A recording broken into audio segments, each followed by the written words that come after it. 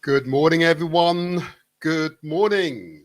And how are you this fine and wonderful morning? I trust you are well. All is well. This is the Motivator Show alongside Empress Abner when she arrives. But I'm feeling good. I'm feeling invigorated. I'm feeling alive. Yes, alive. So this is a show where we translate our words into action. And remember, success is ours for the taking. Be aware, it is very much a mindset. Success is ours for the taking. And I trust you are all well. I trust you are all well. Let's give a quick shout out to Giant King, who's taken us from night to day at galaxyofreeway.net. And of course, appreciation to the galaxyofreeway.net management. Long may they continue their works. Okay. But this is the Motivator Show going out via Facebook, YouTube, and Mixcloud under the Motivator Show. Now, make sure, for those of you who are listening to us via either galaxyofreeway.net or Mixcloud, if you want to find us on Facebook or YouTube, it is DE space Motivator space show. The Motivator Show. And it will come up in bright lights. And please, if you are viewing us via YouTube or Facebook, why not give us a like? You know, just the thumbs up. That's simply an affirmation. An affirmation. Our content appeals to you and you want to see more. That's all we need, your affirmation. I'll put it on the screen. For those of you who are unsure, you see the thumbs up? Yep, please. The thumbs up. And don't forget to share with your friends and your family, your networks and others. Just share it. Share the link with them. Yeah. And of course, you can subscribe, and that way you're notified of what's coming in the following weeks. Okay. But come on, give us your thumbs up. There it is on screen. The thumbs up. There you go. I'll take it off now. There you are. Of course, last week's show was fantastic, wasn't it? You know? Let's give a big shout out to the PCU. And of course, you all understand what that stands for, of course. The Pentecostal Credit Union, the fourth largest black institution here in the United Kingdom, with assets running into hundreds of millions. I believe could very well be the billions these days. Been in existence for more than 40 years. A stable, well-run institution that offers a competitive saving rate and, of course, most certainly competitive loan rates as well if you are a member. And you can, of course, become a member online. So if you put into your search engine PCU or Pentecostal Credit Union, I commend that credit union to you. They've stood the test of time and demonstrated a professionalism second to none across amongst institutions worldwide. Long may they continue their work for another 40 years. I'm going to give a big shout out, of course, to their chief executive, who honors us with his premise last week. And I honor, of course, Shane Bowles, the chief executive of the Pentecostal Credit Union. Wasn't he an inspirational contributor? Very professional, extremely professional. He raised our collective confidence. Never again should we suggest or propagate any right-wing suggestion that our institutions are not well managed. They absolutely are. Well done. Well done, Shane. And well done, the PCU, the Pentecostal Credit Union. There you are. Well done. Well done. Well done. Now, what I'm going to do, pending the arrival of Empress Abner, I'm going to go straight into the section of the show, which I know has continued to stimulate interest and, of course, debate amongst members of our community. It is interesting why this subject should continue to stimulate debate and it's, amongst the community, because, if I may say so, it is self-evident. And I'll spend 10, 15, 20 minutes on our strategic, incredibly important health messages. We must discuss our health every day, okay? And of course, what is a primary contributor to our overall health, of course, is what we eat. And it is clear that what we eat is a significant contributor to what are essentially lifestyle diseases that pervade our community. It is found across all of our families in one form or another. And what I'm about to go into, it is pertinent to all of our families, all of our networks. It is absolutely relevant. And I urge you, please, if you have loved ones, family members, friends, networks who you believe should hear these messages, please share the link of this show with them. Okay, that's all. Just share it with them. As many of you be aware, I've also got another hat. I'm an elected public official, so I see the stats. And the stats are frightening. Often, these are self-inflicted wounds on ourselves. We must do better. So I simply ask you all, please, to consider the amount of sugar and salt that you ingest every day. Why do I ask you to do this? I ask you to consider because, well, the levels of diabetes and hypertension or high blood pressure in our communities, in our family networks, are frighteningly high. Frighteningly high. They are, of course, nearing, if not approached, epidemic levels. But I'll leave the professionals to tell us more about this. So I simply ask you to consider, do you need to add the sugars to your teas and coffees? Or consume quite so much of those so-called tin drinks, okay? Or consume those really sweet cakes. I simply ask you to consider the amount of sugar in your diet. And of course, I've cited and I will continue to cite the speech given by the Professor Hilary Beckles, the Vice Chancellor of the University of the West Indies, where he noted that in his own family, diabetes, and he noted the epidemic levels of diabetes amongst the peoples in the Caribbean. So I simply ask you to consider the amount of sugar that you're consuming. Equally, I ask you to consider the amount of salt that you are consuming. Hardening the arteries, raising of our blood pressures. Do we need to add salt to our cuisines, to our diet, when it's often found in the foods that we are already consuming? So I simply ask you to consider the amount of salt you are ingesting. Sugar and salt, diabetes, hypertension.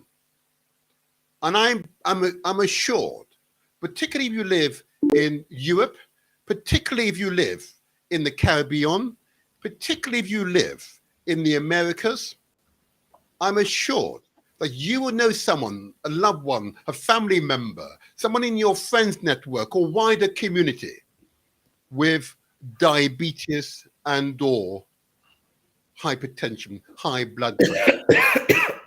We ask you please to consider how much you're ingesting, so that you can avoid those maladies for yourself. And I see we are honored by the presence of Empress Abner. How are you, my Empress? How are you this fine morning? My little prince with me this weekend, so that's why I was a bit delayed. So yeah. Oh, it's so good to see you, huh? It's so good to see you. You're looking fresh. Can I say that? Am I say that? You can say that. That's what 7 o'clock, 7:30 wake ups look like in the morning. Not on a weekday, but on a Saturday morning. Yeah. Oh, come on, natural. Oh, no, worry. I don't like it. I don't like it. I like some concealer. That would be great. Well, it's good. It's good that you are with us. Thank you, thank you. And I'll just press on with the health messages. Lovely health messages. I love them. Oh, thank you, thank you. Constant debate, constant dialogue I have on these health messages, and I'm pleased that many are being moved to go see their doctors, speak to their nutritionists, go to their gyms, of now thinking about their health and what they can do to prevent many of these maladies becoming a part of their lives. So I equally, my Empress, I really want to encourage people also to think about the amount of carbohydrate and starch that they are consuming. Carbohydrates often found in bread or wheat-based products, okay? And most certainly in some vegetable roots, such as, of course, potatoes and, of course, yams. These are staple ingredients in our cuisines, okay? I simply ask people to consider the amount of carbohydrates and starch that you're consuming. Starch typically found, again, in another one of our staple foods, that's rice. Yeah. But what happens when we consume these items in excess? And when I mean by excess, first of all, often we eat far too much in a single meal. Then we eat far too much over a long period of time. And it has an impact on our bodies. So, of course, we store carbohydrates, yeah? And it accumulates around our organs, yeah? So, of course, you see these bloated bodies, which I'll come on to in a moment. And, of course, starch, again, which we convert to sugars. But if you've already been eating excess sugar in other forms, to eat the excess amount of rice, yeah, it has over time a cumulative negative impact on our bodies. I simply ask you all to consider the implication for your long-term health in eating in excess of these ingredients. And I'm bound to remember and remind you all to consider the amount of fat that you consume. Fat typically found in meats And again, I want to remind viewers that fat found in dairy products is typical. Cheese is just simply hardened cow's fat. It's hardened, yeah? That's cow's fat, exclusively cow's fat. Yeah? Margarine or butter, yes, not so hard, but it's still just fat. Yeah, fat. That's what it is. And of course, milk. For babies, wonderful. Bovine lactose, absolutely wonderful for babies. But for adults, it is a clear and present danger, I'm going to assert. Okay? Because the trace nutrients that supposedly are beneficial to us can be found in other foods. We don't need to be consuming milk as adults. It's intended for babies, baby cows in the words, or our babies. Yeah, adults. I'll leave the expert, and we're going to have an expert on later on to discuss these matters with us. But I ask you, please, simply to consider the amount of carbohydrate, starch, and fat that you consume. You know, when you see in our communities, members of our community with these bloated bodies, bloated shoulders, bloated chest, bloated abdomen, bloated thighs, and I dare say bloated bottoms. Am I allowed to say that, my empress? Bloated bottom. I've never seen a bloated bottom, so I wouldn't know what that looks like. Okay. All right. All am I to say otherwise? Other than to say, you need to walk along any high street, particularly where we are present in significant numbers. And unfortunately, according to the public health statistics, levels of obesity in our communities, okay, are way above national levels. And of course, obesity is the source of many, many ailments. Okay. So I urge people to think about the food quantum that you're consuming. Yeah. We had a nutritional pharmacist on some months ago, Elijah, Timor. And he pointed out our meals should consist no more than a fistful of food. I'm gradually reducing the amount of food I eat per setting.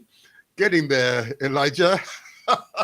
It is hard work, though. That's hard work, but I'll get there eventually. Yeah, we eat far too much per sitting. With the consequence, the opportunity for us to bloat our bodies is there because of the quantum, the amount that we're consuming. Okay. So I simply ask people to consider all of these facts. And if in doubt, speak to your doctor, speak to your pharmacist, speak to whoever has access to your medical records. Speak to that person. They're best placed to give you the advice you need. And of course, they would always encourage you to eat far more fruits and vegetables, okay? Particularly green vegetables, a broad range of vegetables, both root and those vegetables that grow above the ground. It's important to eat that in appropriate quantums. Those amounts will allow you to replenish your body, yeah? Allow you to feel refreshed and empowered, okay? Fruits and vegetables. And of course, drinking the right amount of water is essential, okay? I have my bottle of water here. There you are. I've been obviously drinking it this morning. I've been up quite early, you know, exercising. And now I've got through, 2/3 of a litre so far this morning, yeah? Just to replenish what my body needs. Okay? It's important that we take care of our bodies. Vitally important. You know, there's a wonderful presenter on galaxyoffood.net, and his name goes by the name of Dr. Stephen Ferguson. He would say, of course, our food is our medicine. Okay, it also can be otherwise, of course, but our food should be our medicine. Okay, more fruits and vegetables. particularly green vegetables, a broad range of vegetables, appropriate amount of water, depending upon your height and mass. I'm told that it should be around 2 to 3 liters. Again, that's a general reckoner. You should speak to your doctor, speak to your nutritionist, whoever has access to your medical records. He or she will give you the advice that you need. And lastly, on this subject, I should really say this, that I'm not an expert, so validate what I say.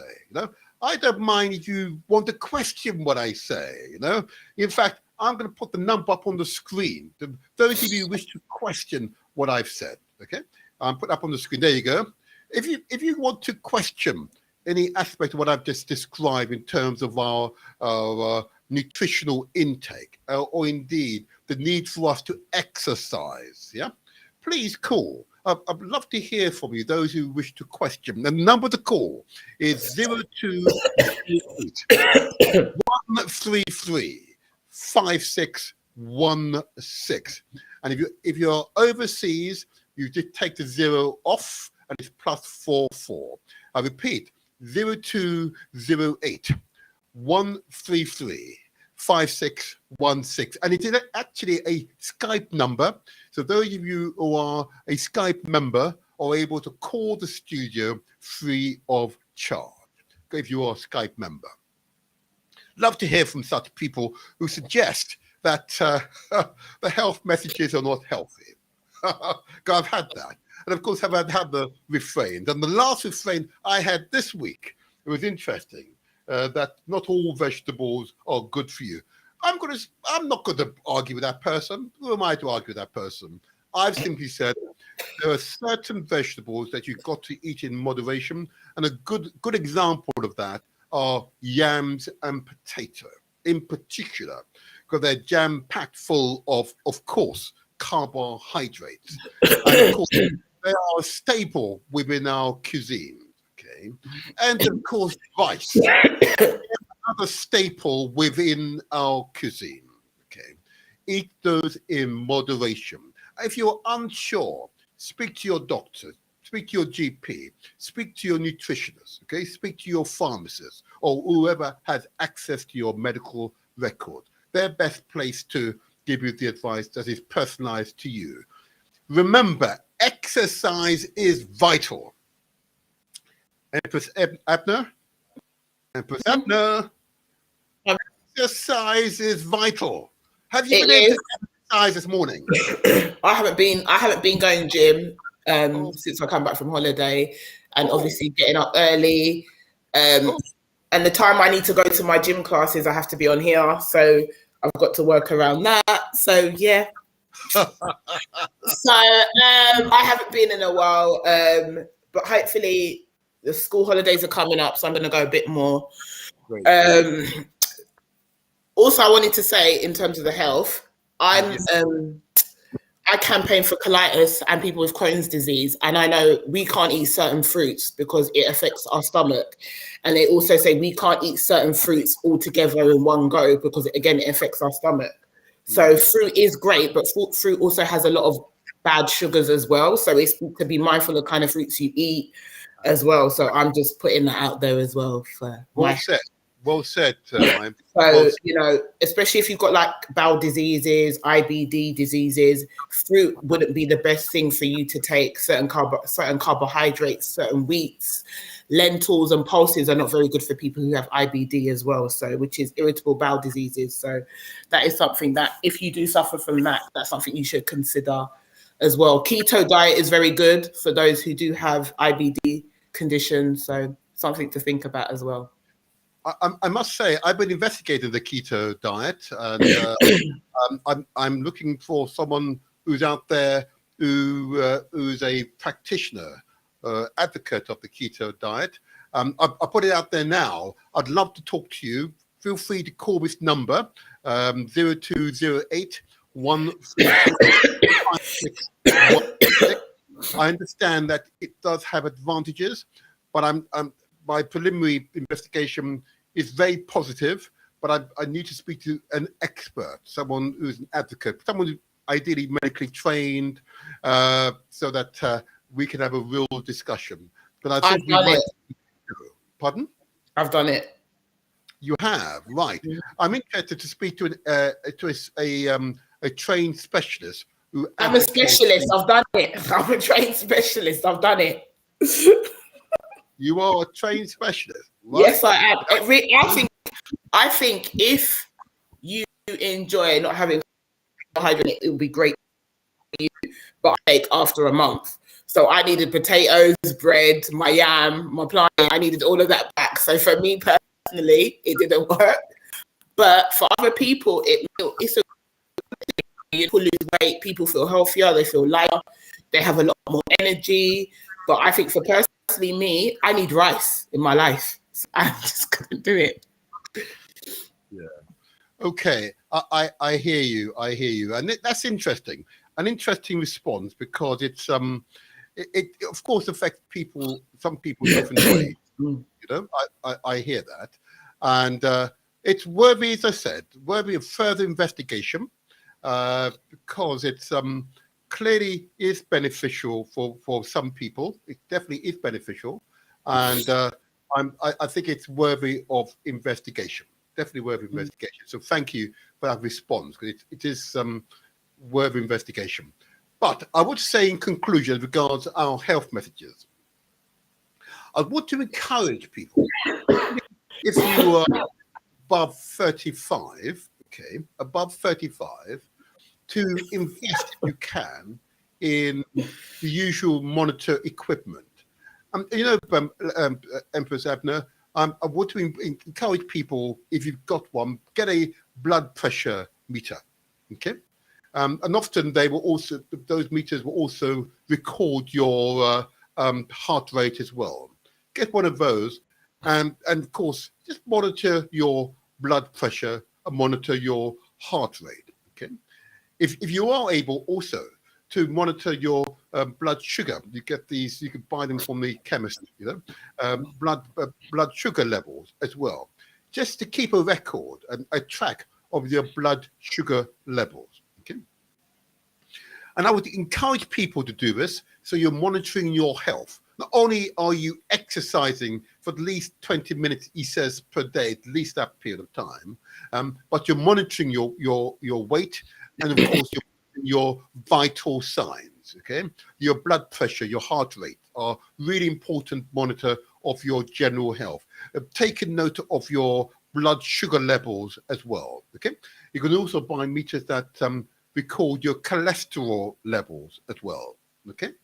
So I wish to encourage those, particularly if you're over 35 and you have the resources to buy those devices you can acquire from the chemist or the appropriate online store. But always speak to your doctor beforehand. So you're doing this under the context, under the supervision of your doctor, okay? And in that way, I'm confident that monitoring your health, monitoring any changes in your vital signs, that you're able to intervene straight away. Eating the right food in the right quantum, exercising, you know, is incredibly important. And of course, drinking the right amount of water. And ultimately, of course, possessing a positive outlook, you know, taking a firm, positive, determined outlook on life is so vital. And of course, where you can, to meditate and allow yourself those times in which you can push away all the cares in the world and you become centered. Give yourself, I recommend, at least 30 minutes of meditation per day. And in that way, you're able to strengthen your mental state, okay? But if in doubt, speak to your doctor, speak to your nutritionist, speak to whoever has access to your medical records. I am not an expert. I'm just an ordinary person. Yes, I'm a public official, but I'm just an ordinary person, okay? There you are. So that ends the health messages. I hope that was okay, my Empress. Was that okay? That's great. You know, if I haven't done something, I won't say it. So unless I've done something in terms of regards of my health, I wouldn't speak to others about it, because I don't want to mislead people.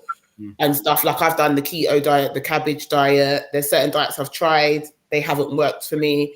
But obviously, due to the condition that I have to be mindful of the things I eat.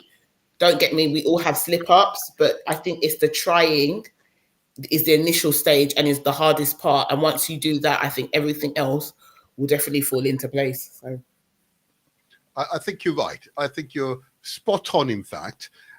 We've just got to keep trying to maintain a good, healthy lifestyle, okay? And if you know someone who's close to you who is visibly, doesn't look healthy, engage them. Don't be afraid. We've got to talk about, and we must talk about our cuisines, okay? Which is going to be the theme of today's show, my emphasis. Well, I like food, so that's great for me. I like food, and if anyone wants to come and cook me a meal one day, I am very happy to oblige and open my house to cook for me. Okay, tell me, my empress, if someone,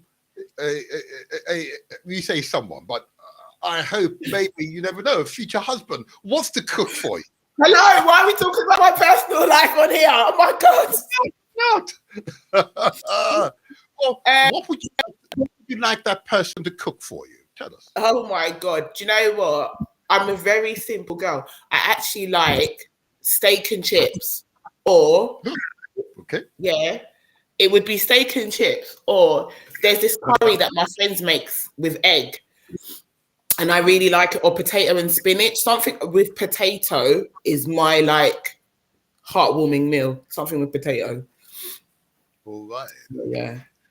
Now, what you demonstrate is what I'm up against. We develop habits. Mm-hmm. I've shared with you many occasions. I no longer buy sugar from the grocery store, and I no longer buy salt from the grocery store. Deliberately. And let me tell you, reducing the amount of salt over time was terrifying. Absolutely terrifying. Because why? Because I've been taught as a child, you add salt for flavoring. That's what I've been taught as a child. And I've gotten the habit, and I've developed a sweet tooth. So just reducing the salt and the sugar was terrifying. The day I stopped buying salt, and I realized I'm now tasting the food for the very first time, because it wasn't coated with salt. And I recall it wasn't too long ago when I was able to stop purchasing sugar from the grocers. Okay, that was terrifying, because some of you, particularly from the Caribbean, will know about cornmeal porridge. I love cornmeal porridge, but you know what? Traditionally, I've had a lot of sugar to my cornmeal porridge. Oh, the first occasion to have cornmeal porridge without sugar. Oh my gosh. It's an attitude. Because I've been determined to reduce and eradicate excess sugar. My first occasion to have cornmeal porridge without sugar, it was empowering, truly empowering. For the very first time, I actually tasted the corn as it really tasted, and it was absolutely delicious. Absolutely delicious. Even now, my mouth is watering thinking about the first occasion I actually tasted the cornmeal porridge without excess sugar in it. Absolutely delicious. It was absolutely an attitude of mine. My body didn't crave the sugar. It was habit I'd formed as a child. Okay. And once I decided, once it was clear, once I wanted to take care of myself and preserve the longevity of my life so that I could live a long life without ailments, well, I'm clear about that as being the outcome. My attitude to sugar changed. I could taste the cornmeal porridge for the very first time. And how old was I? How many decades into my life did I finally achieve that realization? It was quite astonishing, quite astonishing. So there you are. That's my testimony to you all. Yeah. If you can, please, I urge you to do so. because your health is your wealth. I repeat, your health is your wealth. Yeah, you take care of yourselves. All righty, but Empress Abner, it's enough of that for me, and I hope that our messages continue to resonate with the community, and I'm sure it will. Okay. Now, soon I'm going to bring our guest into our studio, but what I'm going to do, I'm now going to ask you, Empress Abner, a further question, if I may. Yeah. Good. Okay. I'm nervous already. Oh, yeah. Amongst your friends group, you know, what's their attitude to sugar and salt? What are their attitudes? Mm-hmm. Well, one of my really close friends, she's changed the type of sugar that she takes. Mm-hmm. So there's like a brown sugar or a certain type of sugar that is not harming to your body. So when we went on holiday, she had a bag full of it. It's expensive, but she tries alternative things to sugar and salt. So she's very conscious because she's obviously got a condition as well. My son's dad has changed the way he eats due to his condition. All done to your son's dad. I'm gonna clap. He's changed the way he eats, his diet. I think my mum has, my sister's gone vegan, pescatarian vegan. I think a lot of my people like my friend, they watch what calories they eat in their diets and they have like meal preps. I think I'm the worst one out of all my friends. To be honest, when it comes to eating habits, I'm like I can go a whole day without eating and have dinner and I'm happy. So I think, or I can have like a bag of sweets, like 2 bags of sweets, and that could be my whole meal for the day. I think I've got terrible eating habits, but a lot of the people in my life have changed the lifestyle due to health, just due to life in general. People like one of my friends has stopped eating meat when his brother got cancer. Well, 2 members in his family got cancer. He stopped eating meat, and he's on an alternative diet. I think there's there's a type of water that he drinks as well, because of the way it's been filtered and processed. He's changed the way he eats as well and drinks. So I would say a lot of them have changed the way they the intake of food that they have, whereas me, I'm about living.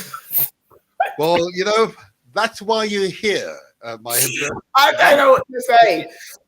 You represent that large core in our community with formed habit, and I know that you've made some changes, but you know what? It's at the moment in which you're ready to make the fundamental changes. Like I've described, the momentous occasion when I stopped purchasing sugar and salt from the grocery store, and I then consciously avoid foods that are laden with sugar and salt.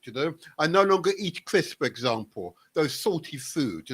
I no longer eat cakes for the most part, and if I do, it's very tiny quantums. I no longer do those things because I know better now. Okay, I say again, I know better now. Okay, and I look. I love my family. I love the people I interact with. I love the people I interact with. I love what I do generally in life. Why would I consciously want to shorten my life through my action?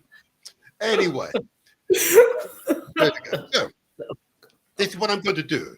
I believe I'm going to bring our guest into the studio. Let me take. He might be telling. I'm scared he's going to tell me off because of my eating habits. I'm so worried that he's going to tell me off. No, that's not going to happen. Look, you represent a core of our community, okay? I wouldn't say I represent the core because I have health issues just down to my holiday. But what I'm saying is that people eat what they want to eat because it makes them feel comfortable, and you don't know whatever they're going through. But to be honest, life is short. So for me personally, you can eat in moderation. I'm not saying kill yourself, but eat in moderation. That's just how I feel, But it's just my mindset. I heard that word again. That's how. And to be honest, food loves you more than most other people do. So I like food, innit? That's all I've got to say. Another psychological. That's what I've got to say on that matter. Okay. My Empress, food loves you more than other people. Now, that's another psychological phenomenon. Anyway, let me bring our guest into the studio. Let's see if we can bring him in now. Here we go. Let's see if we can bring him in. Here we go. Oh, wonderful. Oh, in bright colors. Lyndon, can you hear us? Yes, I can. Can you hear me? We can indeed. Yes. Excellent. Excellent. Let me I'm just logging into your Facebook. Oh, thank you. Please do that. Oh, please. I'm giving him a moment to do that. That's really important. I'm going to shift this page. I'm going to shift you over. Oh, I'm going to push you over here. Can I push you over there? There you are. Push you. So you're now center stage. You can see us. You tell us when you're ready. You add us to your Facebook page. Absolutely. Absolutely. There you are. And of course, then we can introduce you. And then we go into our wonderful questions for you. You tell me when you're ready, Lyndon. And Empress, whilst Lyndon is doing his vital piece of work, Empress in that case. But you said earlier on that many of your friends have modified their habits. Okay, and this is in response to other people either succumbing to a condition, or they've made a decision for themselves regardless. Okay, and that's what I'm seeing across the community, and why I feel even more empowered to continue giving out these health messages. Okay, we're about to enter a period around the end of this month, in which Christmas will mean that we eat far more than we would normally. Okay, and I ask people to think about this period, because we tend to be far more gluttonous during this period, eating far more than we need to. Okay, so it's really important that we are thinking about our health, because our health, of course, is our wealth. But a condition that has pervaded our community and has become almost at epidemic levels here in the UK, across Europe, and most certainly in the Caribbean. And that's diabetes. Okay, so we've invited our guest today, Lyndon, the inspired diabetic. Thank you. There you are, the inspired diabetic. And what I want to do is demonstrate how we can fight back. Fight back against diabetes. And I know far too many people, both in my family, friends group, and beyond, who have diabetes. See, that's very weird, because I don't know anyone apart from women who get pregnant that have the diabetes during their pregnancy. But I don't think I know off the top of my head, out of the friends that I've got that I know, well, apart from my son's dad, that has diabetes. I honestly don't know anyone. And again, that is you've now made my point, another point. You see, I'm considered to be a trusted individual, often, particularly by those within my sort of political realm, that I'm not going to reveal confidences. Okay? But I've nevertheless highlighted to you all that I see the stats, the actual public health stats, that places diabetes way at the top of the list of ailments that affects our community. But what happens in amongst too many of our family networks is that we don't discuss it. We don't admit it. We hide it. Okay? Yes, you can. And, I say to some people, yes, you can. But honestly, we've got to talk about it. We don't. But that's a personal choice. And sometimes we have to respect personal choices, because I've always said to my friends, if I had a terminal illness or if I was severely ill, I would never tell you lot, because I would never want the pity, or I'd never want them to worry about me. And some people, for them, it's that they don't want people to worry or be a burden on people. So we have to personally understand people's personal choices. And I think that's what you just need to give them time to explain the difficulties that they have in expressing their health concerns. And I think that's sometimes something we need to be a bit more understanding to. Like someone commented that pink Himalayan and black Himalayan salt is okay to use. And that's what I use as well. So I think thank you, Empress Free, for writing that. Pink Himalayan salt and black salt is really good in our diet. Some people don't like salt at all. But I think, like I said, it's all about moderation and respecting people's boundaries. and people understanding people's perception, how they feel about their health, and certain people don't have the knowledge as well. Or my Empress, we're going to have that debate because we've got an expert with us today. Okay? I trust and believe he will educate me today. Are you ready, Lyndon? Can we? Yeah, I'm here. I'm here. I'm here. Just doing something. Yeah. I'm with you. Can you see me? We can. We can see very well. Yeah, we can see. Yeah. I'm just getting into the Facebook to just. I had some of the stuff on my phone that you sent me, so I just need to right. Put it onto my. Yeah. Okay. Wonderful. Why is it not copy and paste? You there with us now? And he's still doing his Facebook thing. I like this. Sorry. How was your day? How's your week been, everyone? Well, I can tell you that my week has been empowering. Okay, that's good. I feel that we're making progress, you know? And I think life where you feel you're making progress is truly an empowering experience. Okay. Yeah, definitely. Very much so, you know? And it most certainly does provide the opportunity for us to speak frankly about what we see and what I've seen. I've met some interesting people this week, I've got to say. So it has been truly an empowering experience. Lyndon, I think we're ready now to start our interview, if we can. Yeah, okay. Yep, okay. So it is an interesting one, listening to my co-presenter, because of course my co-presenter represents the majority of my audience, huh? In a nice way, my co-presenter, huh?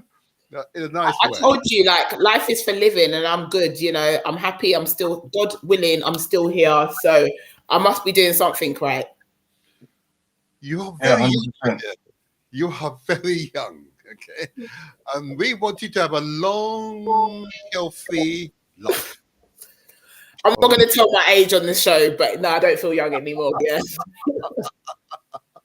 Okay, Lyndon. Okay, let us start because I'm conscious that time is going to fly by. Okay, I'm good. I think, if I may, I'm going to introduce you. So, Lyndon Wissart, okay, the author of the Inspired Diabetic, a wonderful book. And if those of you who've not read the book, I commend that book to you. And of course, he has a wonderful website called the Inspired Diabetic.com. Okay. Wow. Welcome to the show. Welcome to the show. How are you feeling today, Lyndon? I'm very good, thank you. Thank you very much for having me on the show this morning.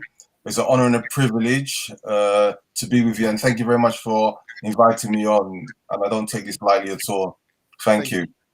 Well, your book is a fantastic read. I recommend the book to all listeners who don't have diabetes. Please read the book and share it with your family and friends. Okay. But let me put this question to you, Lyndon. Now, I understand, because you are a chef, yeah? Yes. But there are many types of chefs. Yeah. What are the different roles? And I've seen these titles, and you just clarify, just for me, so we can understand your profession. I see there's a professional chef, Michelin chef, an executive chef, chef or sous chef, cuisine sous chef, a pastry chef, chef, a fish chef, and a vegetable chef, and then many other chefs. Yeah. What do this mean? Are there cooks? Is that the word for cooks, or what does that mean? The terminology of a cook is probably a person who's not really qualified. A cook. Yeah. So they normally say a cook, a person who hasn't really got a certificate, but they can cook. I meet loads of cooks. They're not qualified, but they make good food. You know, they make very good food. Starting from the bottom, you come into the kitchen as a trainee chef anyway. Yeah, and you go on to get a degree. You know, back in then, I won't give you how old I am, but I've been in the industry for over 30 years. You know, and if I tell you my age, you won't believe me, so I won't go there. I want to know your age. I want to know your age. So basically, what it is in this day and age, it's really interesting because you get a lot of people in the kitchen and they're not even qualified anymore, you know. And it's like the terminologies that you're talking about now, they're deteriorating, you know, and it's because of the society and the environment that we're living in now, you know. So even talking about becoming a trainee chef, some people, they don't even come in as a trainee chef, they just come to the kitchen, they're washing pots and stuff like that, and they start to help a chef, to start peeling potatoes, onions, that kind of thing. And then they may go on to frying an egg, or, you know, poaching an egg, or frying a piece of meat or something like that. And then they train them up slowly and slowly. And if they're adequate enough, and they see there's potential within that person, they'll train them up, you know, in the kitchen to serve certain foods. And in certain kitchens nowadays, a lot of the foods, they come in packages anyway. So all they have to do is just warm them up, or put them in an oven, or put them in a fryer, send it out with a bit of garnish, and that's it nowadays. But back in my time, well, we're still in my time now, especially in 5-star hotels, 4, 3-star hotels, you may get the level of chefs where you have a trainee chef, and then they become a commis chef. So a commis chef is at the second level, where they start, they're qualifying, and they're in the kitchen, and they're working along a chef de partie.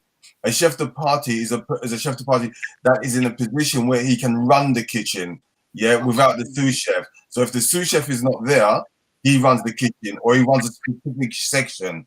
Like you said before, you got fish section, you got sauce section. So that section only deals with fish. Only deals with fish. So when I was working at the Savoy Hotel, it's like a conveyor belt. You go down the aisle, you got different sections: the sauce, the fish, the veg, the meat, all in one line. And then at the front, you got the pass where you put the food on once it's ready. So back then they said "on command," "arrive." You know, they used to speak French. "On command," get the food going, get it on command, like orders come on. I don't remember everything, but it's brilliant. When I first went to Savoy, I didn't understand nothing.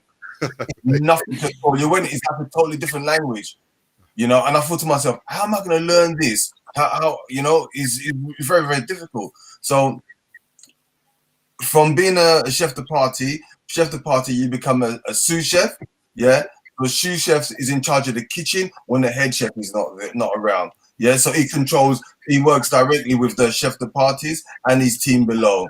And then you got the head chef who runs the total kitchen, does the ordering, checks what the sous chefs need, and the sous chefs find out what the certain sections need. For ordering fish, vegetables, whatever they want. And then you got an executive chef. If it's a big environment, who takes care of everything from banqueting, the still room, the full kitchen. Executive chef. He does a lot of the ordering as well, the health and safety, all those kind of things. It's a big job for an exec chef. And that just comes down like that. You know what I'm saying? But you asked me about Michelin star chefs and stuff like that. These are Michelin stars, like you have a restaurant, and you have an organization that they say, okay, we like this criteria. We like this criteria. So to get Michelin star, this person says, okay, I'm going to come to your restaurant. I'm going to eat at your restaurant. If I feel it's up to a certain standard, I'll give you a star. You know what I'm saying? For the taste, the look, that kind of thing, and the overall environment. But this is what they do. They create things. It's like me saying, I'm the inspired diabetic kitchen. And you have to have all these ingredients that are good for your diabetes. I come into your kitchen. This is not good for your diabetes. You don't get a star. You know what I'm saying? So we can create that. You know. So this is what people do. They create things to put people in a groove. What's the word? In a certain area that other people can't get into anyway.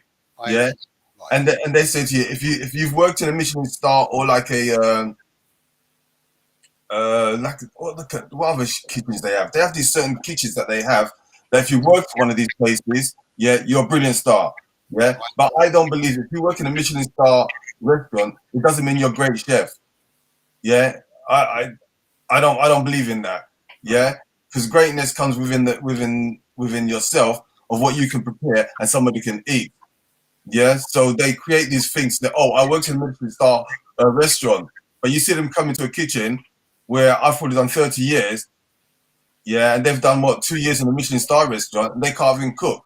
Right. Yes. You know what I'm saying? They put in a 1 sauce, 2 sauce. They know how to do certain things with certain machines and stuff like that.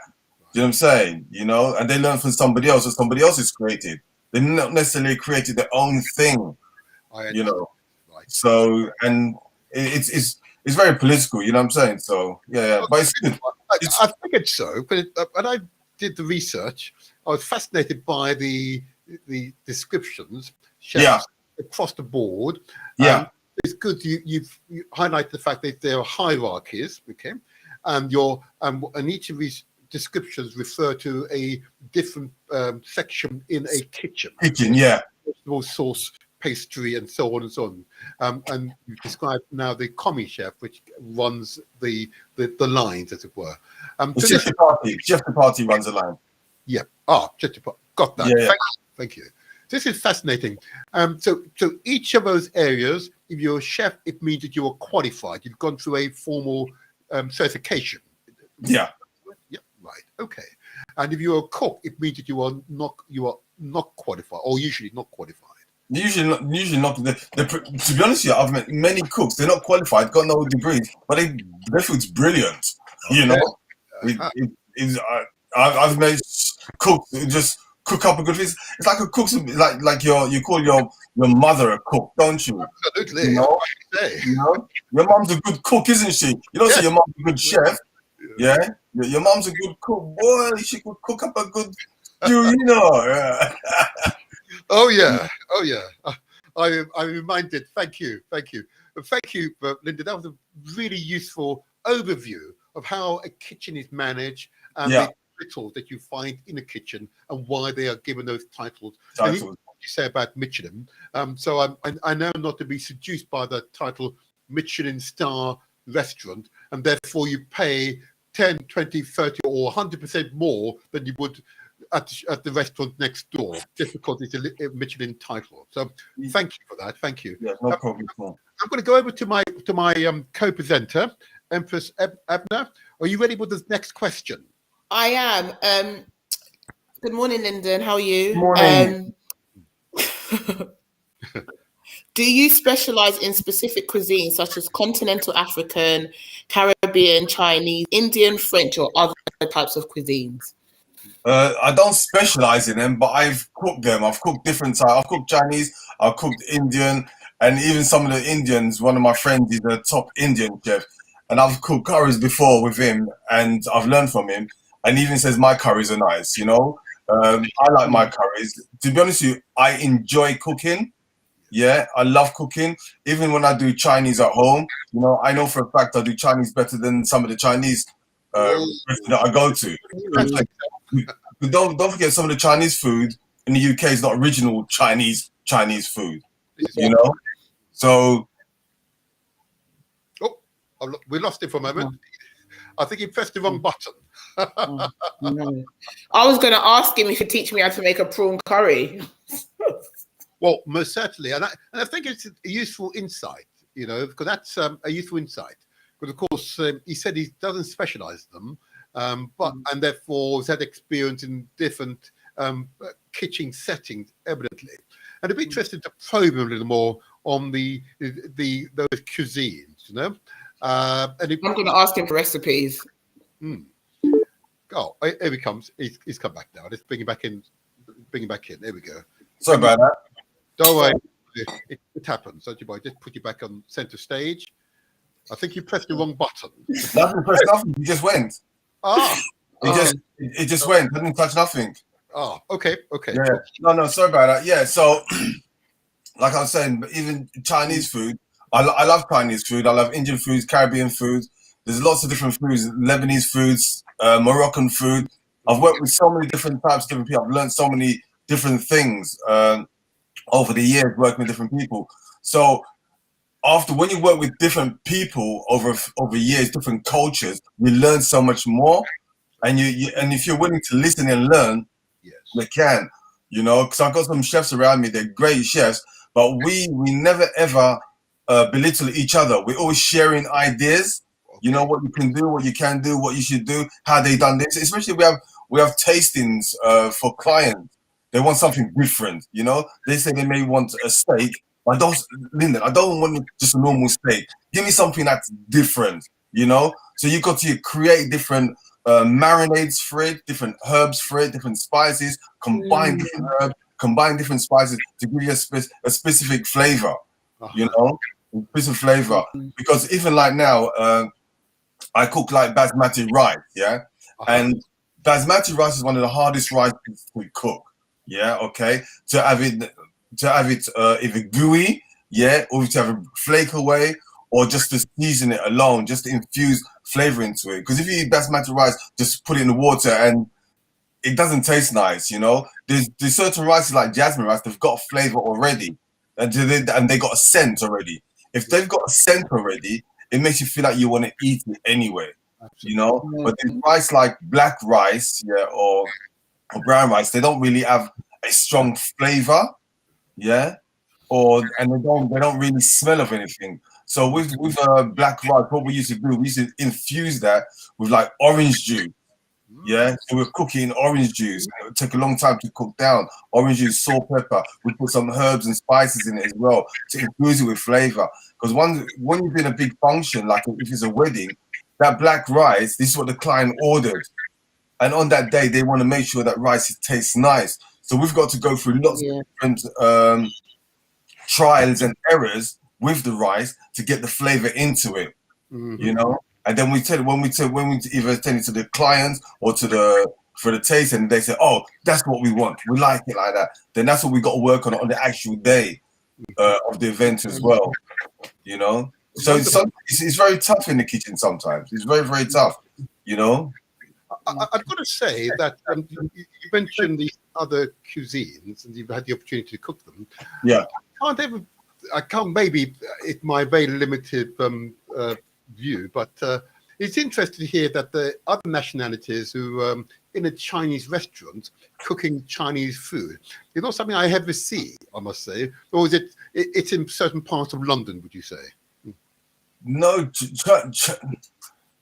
I eat Chinese food, yeah, okay. And sometimes you eat Chinese food in one place and you know it's nice and you like it, yeah. And then sometimes when they change the chef, yeah, in that Chinese place, it's not the same.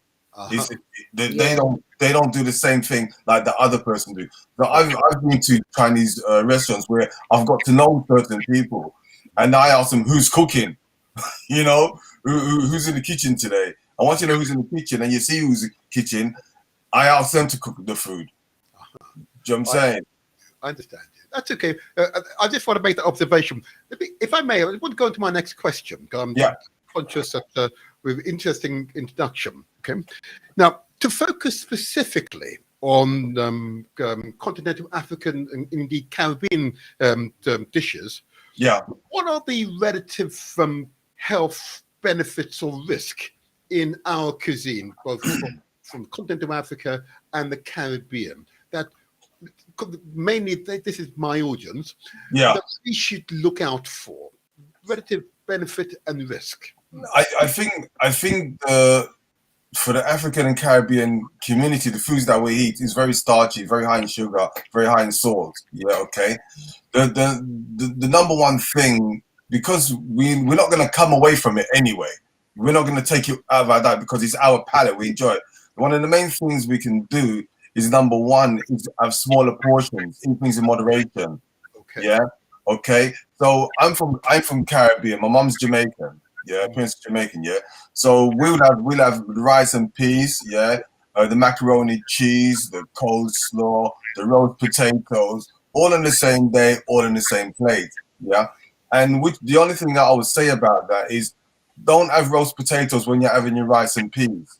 Yeah, okay. Don't have the macaroni cheese when you're having the potatoes. You know what I'm saying? Because you need to split up the days that you're going to be having it. And this is especially for people who are diabetic. Yeah, and they know they're diabetic. Yeah, okay. The number one thing is cut down or cut out certain foods, like the rices that we have, especially the rice. You know, is one of the things. A lot of the hard food is high in starch as well, but you still can have it in moderation. Yes. You have it in moderation. In my book, The Inspired Diabetic, yeah, okay, on page 70, yeah, page 70, I have 4 lemon tarts. 4 lemon tarts, 4 different sizes, yeah. And the lemon tarts, let me just show you. What people tend to do, yeah, that's 4 lemon tarts there, if you can see that, yeah, okay. What people tend to do is go for the top one, Martin. Yes. Yeah. Yes. And from the top one down to the bottom one, Right. yeah, okay, they taste exactly the same. Oh. They taste exactly the same ingredients, Okay. yeah, but you definitely in moderation, yeah. Have it in moderation for that day, you know, for that day. What you Because say? what you're gonna find is that we tend to overeat, yeah. And I must make a confession. I was out last night, yeah. One of my friends invited a few of us for a meal, yeah, okay, and they had a buffet. They had a buffet, you know. And the buffet is my dreamland, you know. I've always grown up going to buffets, and because I don't like to just sit down and eat one kind of meat. I like to have. I've got different types of meats, different types of vegetables, different types of rices, whatever it is. Selection is good for the palate to try different things, Right. you know. And this is what I done last night. So on the other side of that, what we got to do in the African and Caribbean, we got to learn, yeah, to intermittently fast. Yeah. Oh, explain. Intermittently fast. So not every day you're gonna be eating breakfast, lunch, and dinner and snacking. You got to take a part of that day for about 4 or 5 hours, 6 hours, where you abstain from eating and just drink water, maybe lemon water, lime water, infused water with cucumber, celery, anything like that. But try and abstain from eating so that you don't get bloated and your body doesn't keep building up with the sugar levels. You know, so this is so important for the African and Caribbean. Try have smaller portions on your plates rather than large ones. And how many times do we go to a buffet? Yeah, okay, we fill our plate up. Yeah, we don't eat all of it, and then the moderator says, if anybody wants to come for more, you come and have some more. Yes, that's happening. You know. But our mental state is, geez, look at what? Look at my jollof rice. Look at my koof, you know, look at me rice. Look at me jerk. All of them play. You don't need to anymore. You don't need. Once upon a time, yeah, once upon a time, about 20, 30, 40 years ago, we used to go to events, yeah, and a lot of people didn't understand quantity of food, what they're serving, yeah. So what will you tend to do when you go to certain events? They run out of food. So when you go back to the buffet, it's like, oh, the rice finished. Yeah. There's no more left. Chicken finished. Yeah. But then you know how many people's coming. But back then, you just got cooks in the kitchen. Oh, we're going to get 10 kilos of meat. We're going to cook that up, and that'll be it. Right. Yeah. But nowadays, you can't do it like that. You got to say, okay, I'm going to have 50 people. How much meat do I need for 60, 70 people? Indeed. Yes. Yeah, I understand. Yeah. And that's how we do it now. What you were doing fasting. Sorry? Sorry to cut you off. I've done intermittent fasting, and a lot of Muslims do a lot of intermittent fasting. I know Hindus do as well. Yes. I think Sikhs do, and they just have like hot water and stuff. So intermittent fasting is very good because it does help with regulate your body, your colon, and that's very important. And I was saying that before with colitis as well. Those things are very important. And someone just said not eating too late as well. So I make sure that me and my son eat before 7 o'clock, and we don't eat anything after that. If he does, he has to have water, and that's about it. Yeah. Water is very good after that, or you can have a bit of fruits. You know what I'm saying? You know, it doesn't harm something. You know, or cucumber or celery. You know, because these are high water content things. And even like cucumber, you got to learn to enjoy the cucumber. You know, unfortunately, in England now, a lot of the fruit and vegetables don't taste as fresh as they used to. You know. I love cucumber. I love celery. I used to eat it all the time, but now I struggle with it. I really do struggle, you know, unfortunately. Especially when you go to Eastern European countries, you know, when you go abroad. I remember the first time I went to Romania, Bulgaria. First time I went to Bulgaria, we went to a restaurant, and they bring you a platter on the table before your main meal comes of tomatoes, the cucumber, and a couple of dips. I started eating the cucumber. Oh, I did tomato. After that, I didn't even really want my meal because I was just kept eating it because it's so much flavoursome. that's right. You know. Yes. So even without the dip, there's so much flavour. You make an excellent point. Can I just throw you a little more on the specific foods in both continental African and Caribbean cuisines? Yeah. What is your opinion on saltfish, for example, or codfish resalted? Is that something that you would recommend that we eat or not? Well, my mum's 92 and she's Jamaican, you know, and I was with her this week and she wanted saltfish. I went to the cupboard and she had some callaloo with some onions and peppers, and she didn't make no saltfish. She said, Lyndon, look, me have some saltfish in the cupboard. Just go make it up for me, you know. So saltfish, but you know, I done the saltfish. Normally we soak the saltfish for a long time, yeah, to get the salt out of it, you know. And to be honest with you, it's not that good for you. It's too much salt in it, you know. It's just absorbing too much salt, and you don't know what kind of salt is in it. Like Abina was saying before, Himalayan salt or black salt is good. They say Himalayan salt is good for you, but contradictory to the salt thing. Okay, I was speaking to one of my Asian friends a few days ago, and just think we're on this subject as well. It's amazing that he said there's certain people in Asia, they don't have no salt at all. Yeah, they have no salt in their diet at all. Yeah, certain tribes. Yeah, okay, and they said they're around snakes. Yeah, okay, and this guy was with a snake, and the snake was there, and the snake was yeah, and he said the snake bit him.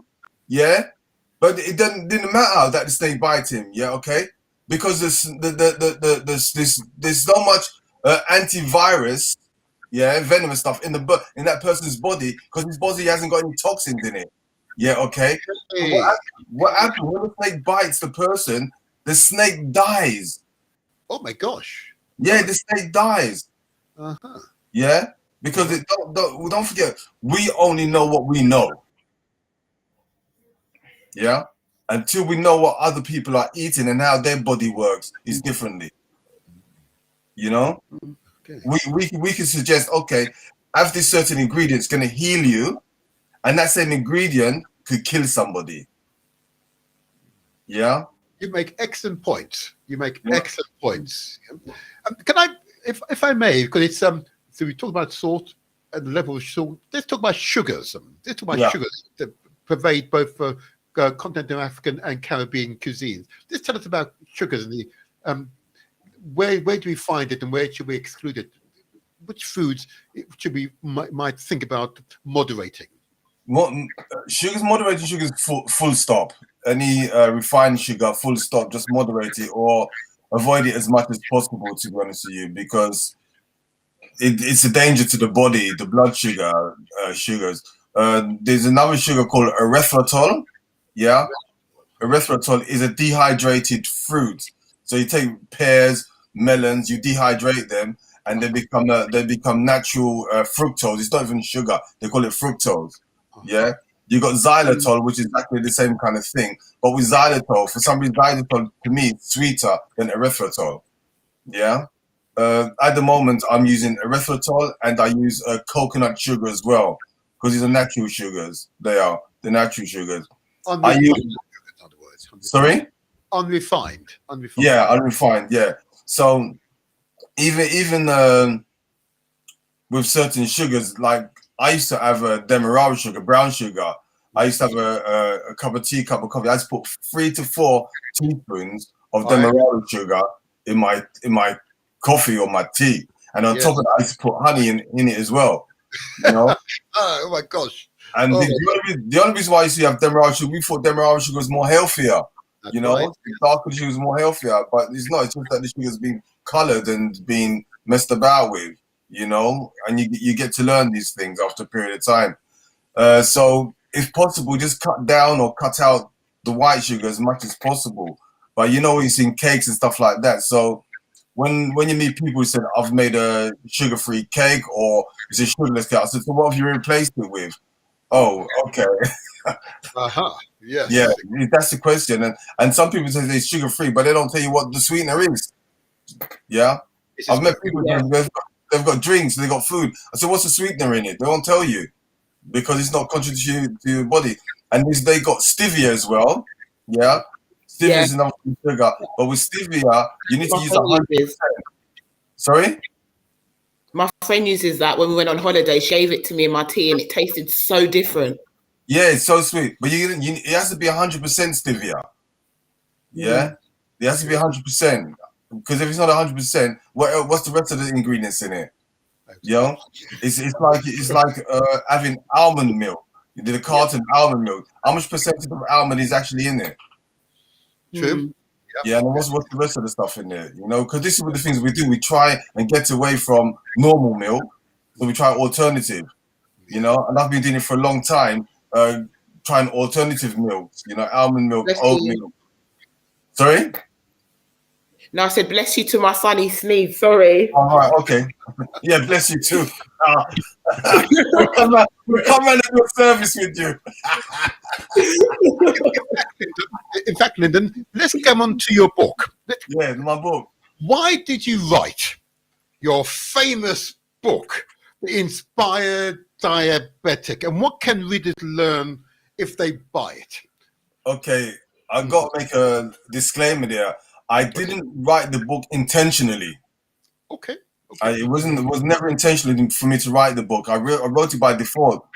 I'll give you a quick synopsis of how I became to write the book. My cousin Ken was type 1 diabetic. Yeah, okay. And when I found out how he became diabetic, it was a big story around it, you know. And I said to him, Ken, you got to write a book, do a video, you got to share your journey, your story with some people. And he said, I've been thinking about it. So I contacted my friend Darren, who's written the book. Yeah. Darren said to me, Lyndon, come to this event that we're having. And they were going to be talking about how you can construct a book together. And what I done at that event, when I got there at that event, that's the day my HbA1c, when I was reversing my type 2 diabetes, I was diagnosed at 92. Within 28 days, 25 days, I went down to 77. And then 77, I went down to 60. Yeah, in 28 days, another 28 days. And that's the day when I met up with Ken. And I told Ken that I reversed my diabetes naturally without any medication. And he said, Lyndon, what? That's brilliant what you done. And from the time that I met him at the station to going to the event, that's all we was talking about. What you done, how you done it. And he was really fascinated. He said, he looked at me like, Lynn, that's really good, man. But it didn't comprehend with me what I was doing at the time. So when we got to the event, I sat at the front row to get as much information as I can from my cousin. He sat at the back, yeah? But I was sitting there, and when I heard all these different speakers talking about how to create a book, it was like a light bulb moment that they say, you know, that I thought, what Ken said, what I've done is really good. Maybe there's a story in what I've done. So after the break, I said to my friend Darren, you know something? This is what I've done in the last 3 months with my diabetes. Maybe there's a book in me, you know? And Darren said to me, okay, Lyndon, write down everything that you've done, okay, for the last 2 months, whatever, everything that you've done, come to me next week, right, and then let's go for it. So the following week, I met up with Darren, yeah? I just wrote things down on a piece of A4 piece of paper, and that was it. I didn't even really reread it. I just wrote it, that's it. When I took that information to Darren the following week, I sat down, I just opened it up for the first time, and I looked at it, and I started to read. And oh man. I just got so emotional. Yeah. Because I was reading about me, what I was going through. Yes. And you don't know what you're going through until you visually see it, yes, read it, and the feedback. Yes. And I looked up at Darren, and Darren had a tear in his eye as well. Yes. And Darren just said, Lyndon, let's just write the book. Yeah. Let's just do the book. And that's how my book came about, Martin. That's the only reason why. If Darren said to me, Lyndon, you ain't got a book, forget it, go away, I would never have carried on with it. So it's interesting. I read through the book, and I have to agree. There are moments when I had to pause because you are passionate. You are truly passionate. Okay. Mm. And it was interesting because, first of all, do you still have diabetes? First of all, I suppose that's one question I should ask. Just very clear. Is it eradicated, or is it something you still need to continue to manage? Oh, I still got to manage it, 100%. Okay. 100%. It's gone, but you manage it. The thing about it, Martin, for me personally, over this period of time of 3-4 months of reversing diet, I cut out so much things out of my diet. Yeah. Tell us what you cut out. Tell us what you cut out, please, Lyndon. I cut out sugar for number one. I cut out red meat, white meat, everything. all the things that I cut out as much as possible. Nowadays, I still have a cake, a biscuit, which is gonna have white sugar in. Do you know what I'm saying? But the thing about it is things that we can have ingredients like okra water, bitter gourd, cinnamon, moringa, fenugreek. All these things help reduces your blood sugars naturally. Yes. Yeah, naturally. And you also I'm also doing an intermittent fasting on a regular basis anyway. Yeah, I'm cleansing myself. I don't eat every day 3 meals a day like I used to. Indeed. You know, I just don't. My life is so different. Sometimes my wife said to me, Lyndon, are you not eating today? I said, I understand. You know, I understand. You know, I eat when I feel like I need to eat. I don't eat because the food is there anymore. I don't just eat. This is what we normally do. We have a breakfast, then we have a snack, then we have a lunch, then we have a snack. You know, they have a main meal, then we have a snack. We're eating and snacking, so your body never rests. Your body never cleanses itself. It never cleans itself out. That's right. You know, it never does. And then, Lyndon, so going through the book, so you've mentioned that there are foods that you cut out. Okay, I'm going to ask you, please, if it's okay, just for you to slowly describe the food either you've cut out or you reduce, because there are many people listening to this show or viewing this show right now, and we're going to come back to your book in a moment. Book, but just slowly describe foods that you deliberately have now excluded from your diet for the most part, or reduced significantly. We'll just go for those you've excluded, first of all, just so we're clear.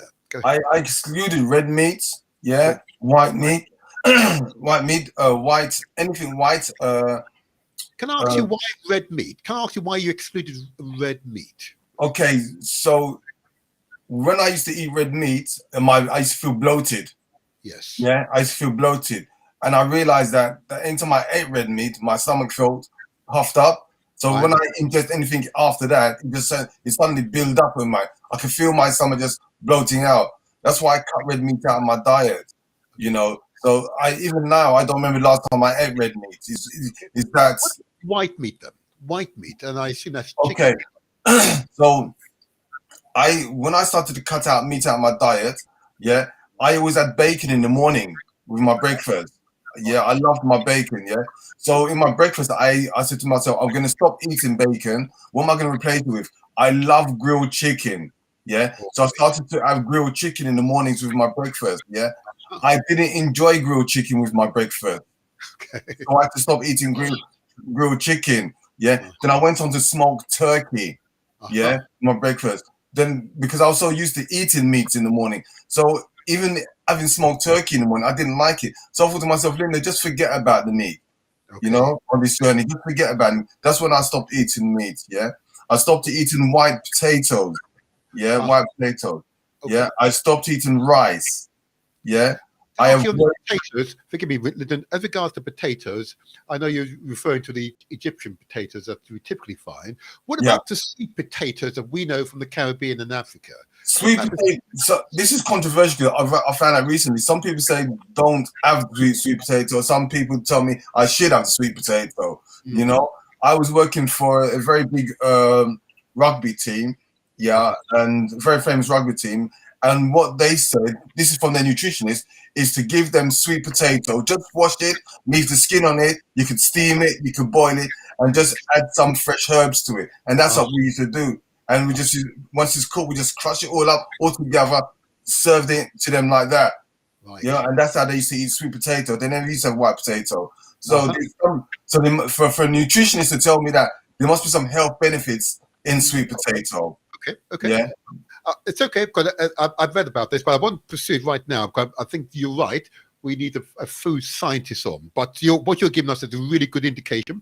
So, certainly the ordinary Egyptian potato that we typically find here that is used for fish and chips.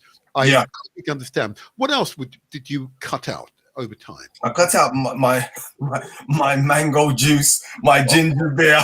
I understand. I know.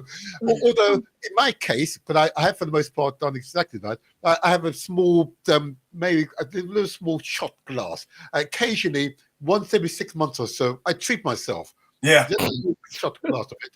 I'll have it just because I enjoy it, but no more than that. Then I drink a lot of water thereafter, of course. The thing about it, Martin, with these certain things that, like you just said, you have a little sip of it.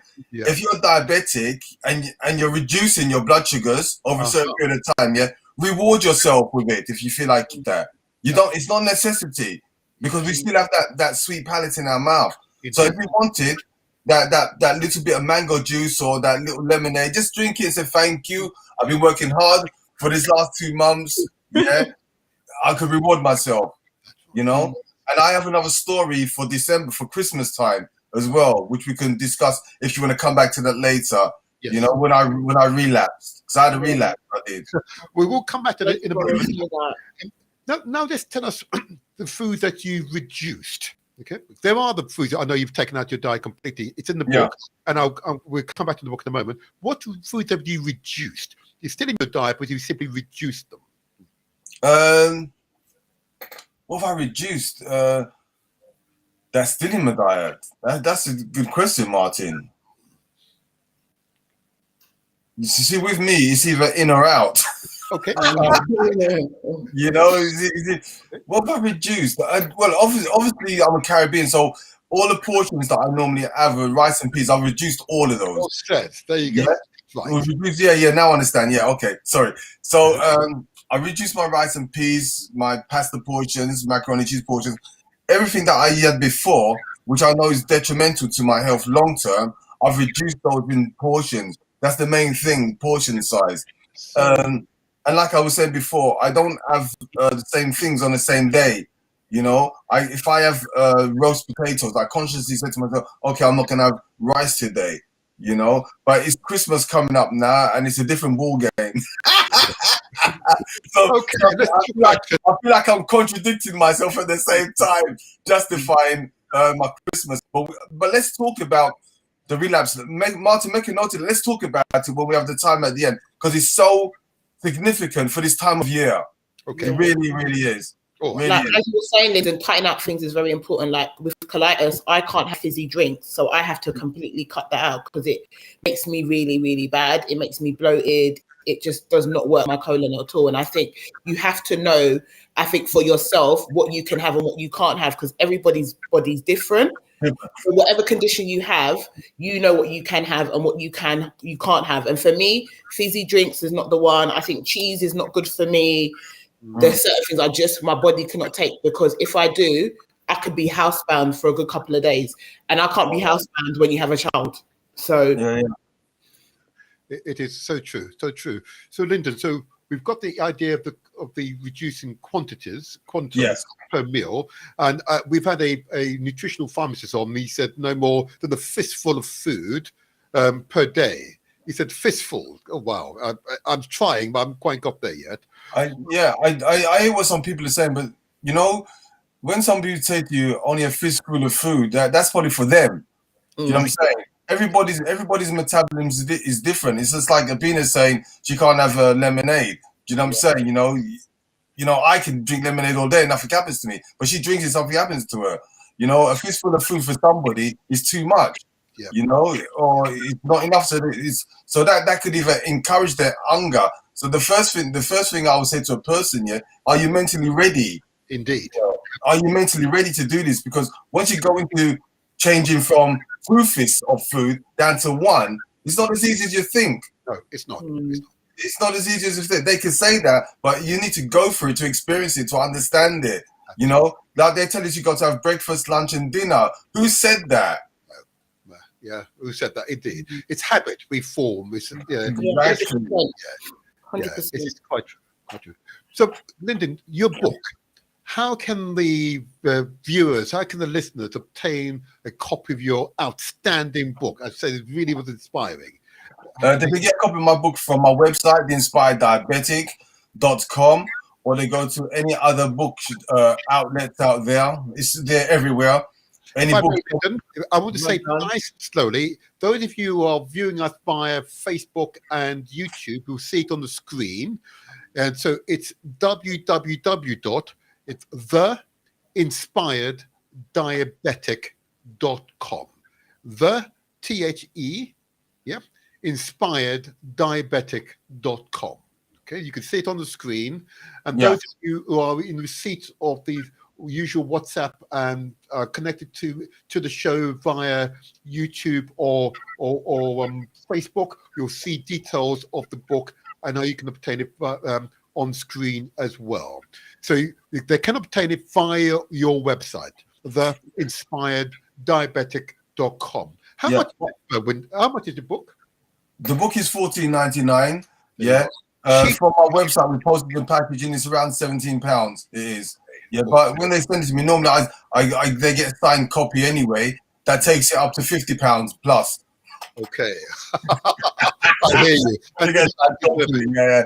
So what I'm going to do in this instance is buy maybe 5 copies, and I'll show the last show of the year, which I think is the 31st of December. Yeah. I'm going to have a competition. And the winners will gain a copy of your book. How about that? That'd be great. Yeah, I definitely want to do that. You have the last question for Lyndon. Yes, my last question for you is: how do you teach?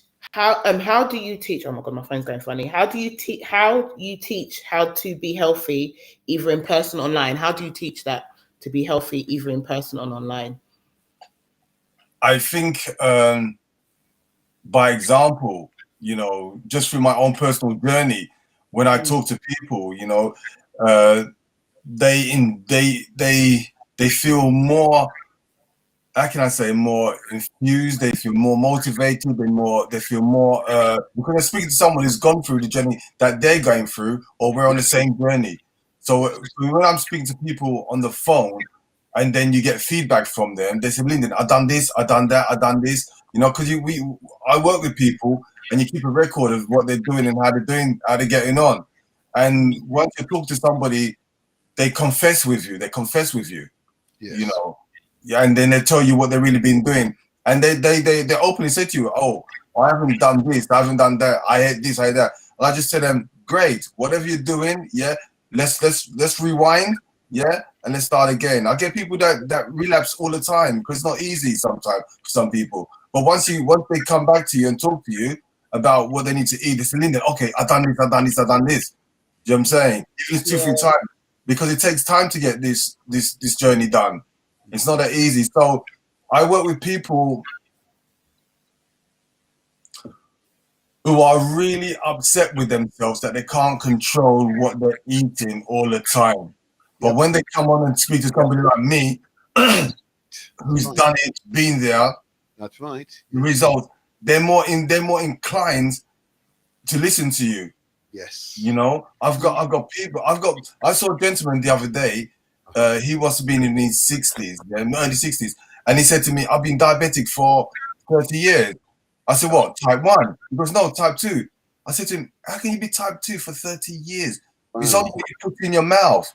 You know, and he kind of looked at me and he kind of like moved away from me because he didn't want to confront it. Yeah. So I dragged him in and I spoke to him softly. I said, "Listen, what are you doing? You know, just tell me what you're doing. This is what you can be doing. You know, here's my business card. Here's my number. If you really want some support, I'm here for you." Good. Nice. Yeah. So once that person contacts you, you know they're ready. Yes. Yeah. Yeah. I talk to people on a regular basis. They say, "Lyndon, I'm ready. You know, I said, "Are you mentally ready?" "Yes." "What do I need to do?" and then they go away and start to implement the things, and then they show you what they're doing. Yes. You know, for example, like the okra water. Yeah, they come and show you. They show you, Linda, this is what I'm doing. So explain that. What we got there? That's Okra. Ooh. I love okra. Love okra. So okra water, reduces the blood sugars naturally. Oh, really? Okay. Yes, it does. Yeah, reduces the blood sugars naturally. So all you do, get about 4 or 5 okra, put in a liter of water like this. Yeah, cut them and just leave it for 24. excuse me, 24 to 48 hours. Yes. Yeah, out so it starts to ferment, and then it starts to go slimy. This one, the water you won't be able to see, but I can see it. It started to thicken up, so it started to get slimy. Right. And that's when it's the good time to start to drink. But I've had this out for 2 days now, just in the kitchen. So how long could that last for, the okra water? This I don't know, because it depends on the quality of the okra. Okay. So what I would do, I would drain this one off, then I'll put water back into it again, leave that for another 24 hours, see what it's like. Right. And if it's still slimy, then I'll drain it off and drink it again. Okay. Wow. Yeah. Excellent. Another good tip, okay, for those who are listening. I know that there are far too many people out there who have diabetes, but it's undiagnosed. Yeah. Yeah. And it's not until they go to the doctor and they happen to be going through a usual test, then they discover they have diabetes. Yeah. It's a frightening number, you know, it's truly a frightening number. So this is really good advice. So again, to obtain a copy of your book, go to your website, which is www.theinspireddiabetic.com. Yeah. There you go. All right. So those of you who want to obtain it, or of course, it is available via the usual online bookstores, I've noticed as well. Martin, it's also available in libraries as well. Oh, okay. Yeah, because we're living in a time now where not everybody can afford the book. Yeah, so there's libraries that do have my book. If they don't have my book in the library and you do want it, I'll request it. They will get it for you. Any library will get the book for you. Just request it. Yeah. In fact, after this show, I'm going to a library and I'll ask the question if your book is in stock. Okay, thank you. I do it myself. Don't worry. This is really weird because as an author, you'd like to know, is your book in these places? So what I do sometimes, I go to certain bookshops like Waterstones, and I ask them, have you got this book in stock? You know, and you know something? It's really weird that they say, yeah, we have your book, you know, or we can order it for you, you know, or not. I don't tell them who I am. I just ask for the book, you know, and they say, we can get you the book in such and such time, or and it's such a wonderful feeling. It's such a wonderful feeling, you know. Well, I realised that we've gone on for a while. I haven't officially opened the phone lines. You don't mind taking maybe 1 or 2 calls? No, definitely not. No, it's fine. Officially open the phone lines, and the number. Oh, this is right. The number to call. Those of you who want to call, it's 0208 133 5616. I repeat, 0208 133 5616. Okay, so that's the number. If you're overseas, of course, you simply take the 0 off. It's +44, then 208 133 5616. But I know that there are quite a number of watching this. Look at my viewing figures at the moment. So it's quite clear that many are absorbing what you're saying. And there are a number of people who are listening who have diabetes and are seeking to manage their condition right now. Yeah. So your book will be a real asset to them. That much I do know. But I know that many of our communities, you will know, Lyndon, are coy. Yeah. Hide the fact that they have the condition. And this is a ongoing problem why I have the health messages every week. We've got to get over this desire to hide our reality. To share is to care. Yeah. I say to people, to share is to care. What other advice, whilst people are considering, those who feel strong enough, are considering the call, what advice would you give to them? You know, if anyone's feeling recorded, one thing they got to remember is the mindset, you know, because people's going to ask questions, you know, and when you get the answer, am I going to implement it or am I just taking the information? Yeah, because when the day that I was when I was in my doctor's waiting room, the reception area, yeah, my mind was, am I going to go in or am I going to go home? Am I going to go in?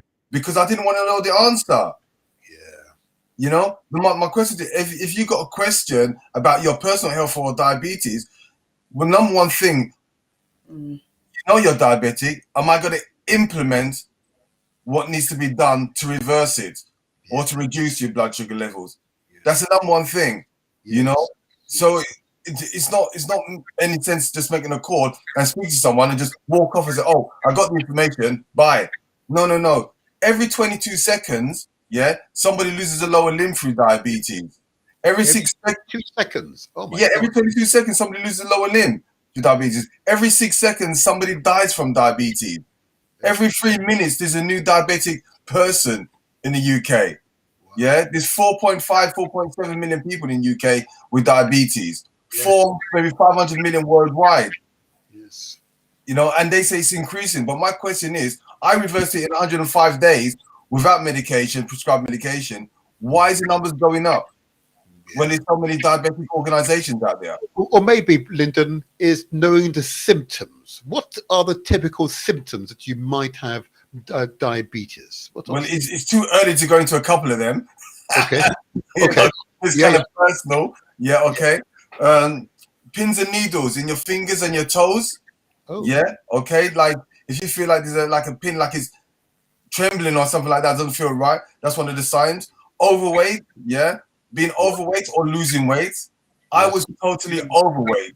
Yeah, okay. And the only reason that I realized I was overweight, my mom told me so. My mom's Jamaican. My mom said, "Lyndon, your belly will get big." Yes. She said, "Look on yourself." Yes. You know, I said, "Mom, you can't talk to me. I'm the baby of the family." You know, baby of the family. You know, urinating on a regular basis. Yeah, okay. I was running to the toilet maybe 3-4 times an hour easily. Oh my God. Okay, sometimes I didn't even make it to the toilet, you know, and I tell you these things because diabetes is more serious than people really think. Yeah. You know, it's more serious than you really think. Slow healing of cuts as well. The slow healing of cuts affected me because I'm a chef in the kitchen.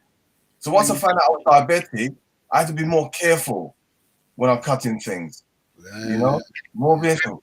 Blurred vision as well is another one. Blurred vision is when your eyes can't see properly. That's another one. Yes, blurred vision. Sorry, feeling hungry all the time. Yeah, is another one. Feeling thirsty all the time. You see this about it? When I was thirsty all the time, I wasn't drinking water. You know, water wasn't the thing. You know, these are my normal drinks that I would go to, you know. So, and another one is feeling tired all the time as well. You know? I love sleeping, so that one didn't bother me, you know. But I had a situation with family and friends. They said, "Lyndon, when you come around, don't sleep." Yeah.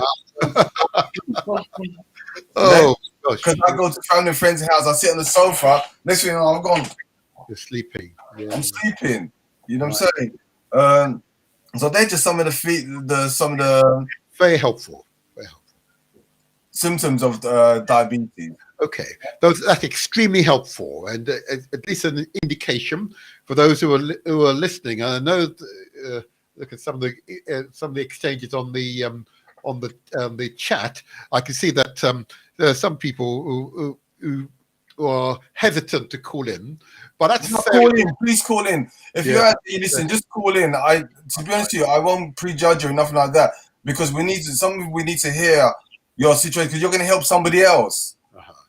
You know, and you're not. And remember one thing: you're not alone. So you have a support system out there. You know, and me and Martin, I'm sure we're going to be doing something else after in the future to help you guys out there. You know. In the new year, I'm going to be on the road anyway. Come out, meet me. Let's talk. Let's do things. Let's get 2023 off to a good start for you. You know, So 2024, you could be diabetes free. You know. I hear you, and it's as I said before. Well, I do the health messages because of our resistance to talk about our health generally.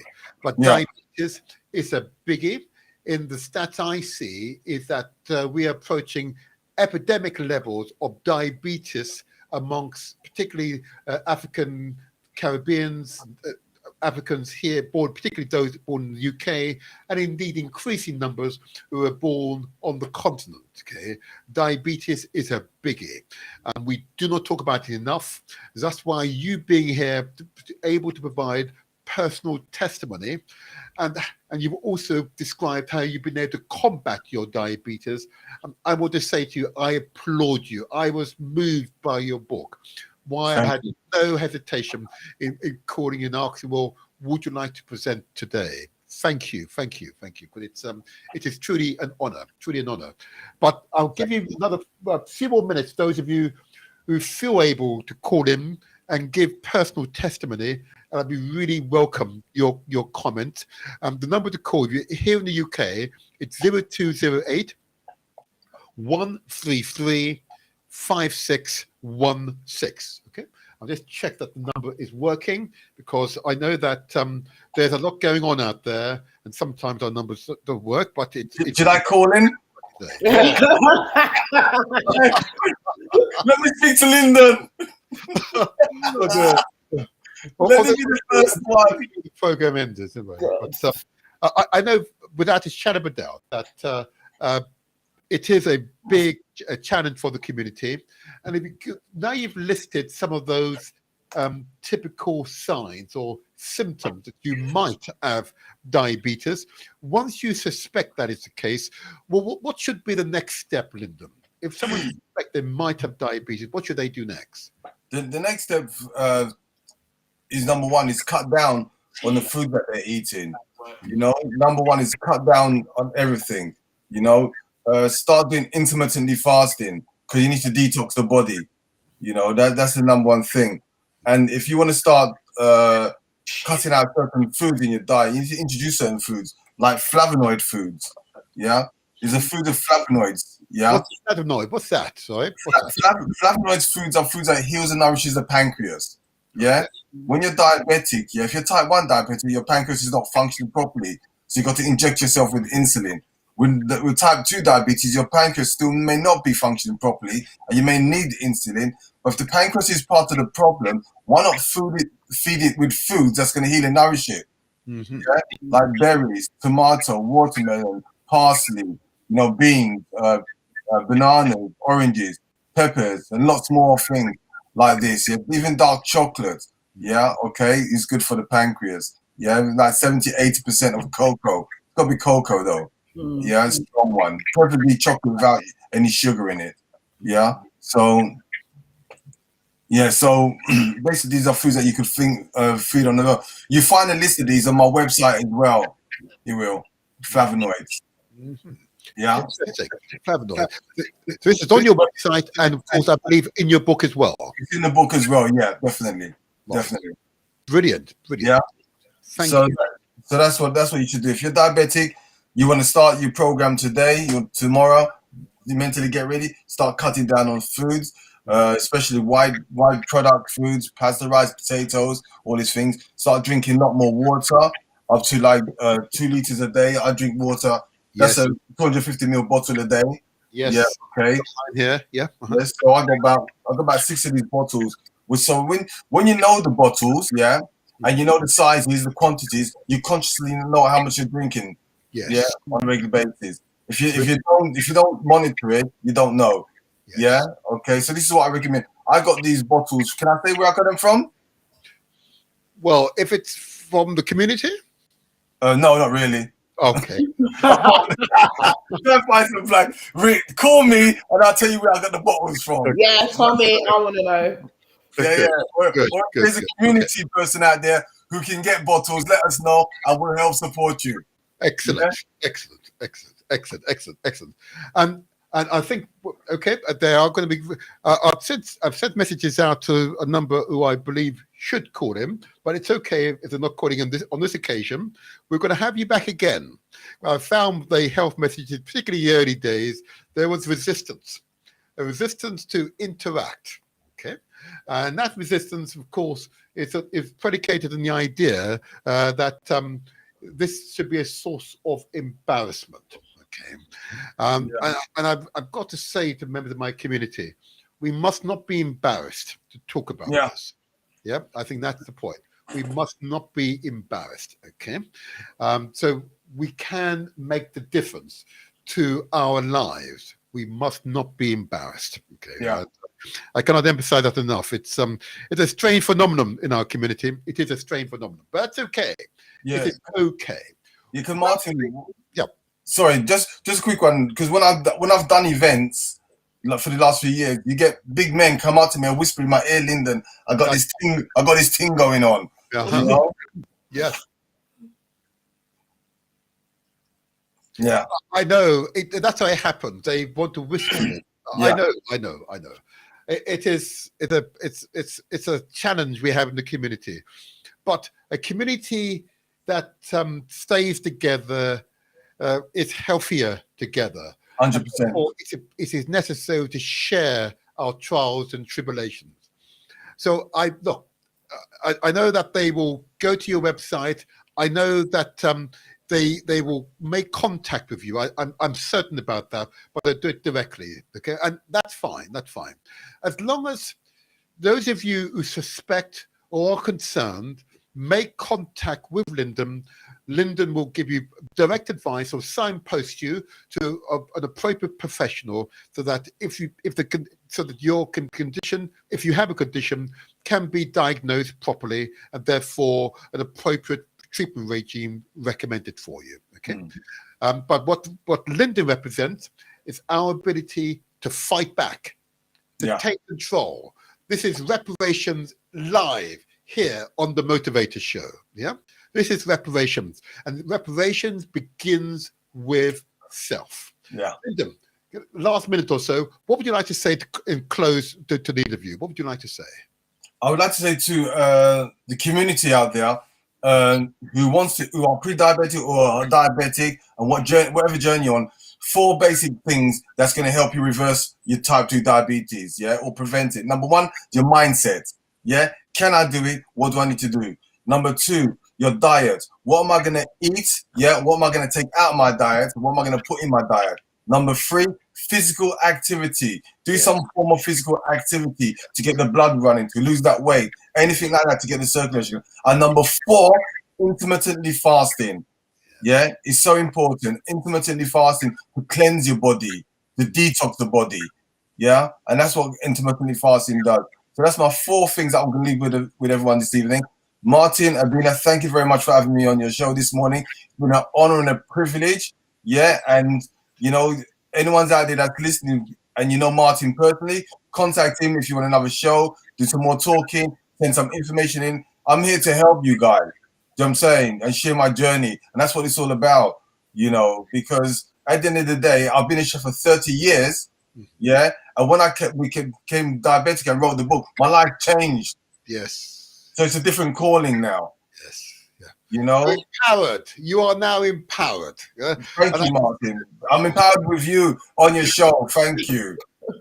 Thank you so much. Thank you so much. Give my regards to you, to your family and those who love you. Likewise. Thank you. Yeah. Thank you, Lyndon, for coming on. Thank you, Bina. Take care. Bye-bye. Blessings to your son as well. Oh, yes. Thank you, Lyndon. Bye-bye, Lyndon. Bye-bye. Blessing. Wow. Wasn't that something? Huh? My Empress, wasn't that something? Huh? But he was right. What I say is it depends on the body type as well. So he kind of made some of the points that I made as well. So I feel good. I feel empowered. You need to be right, huh?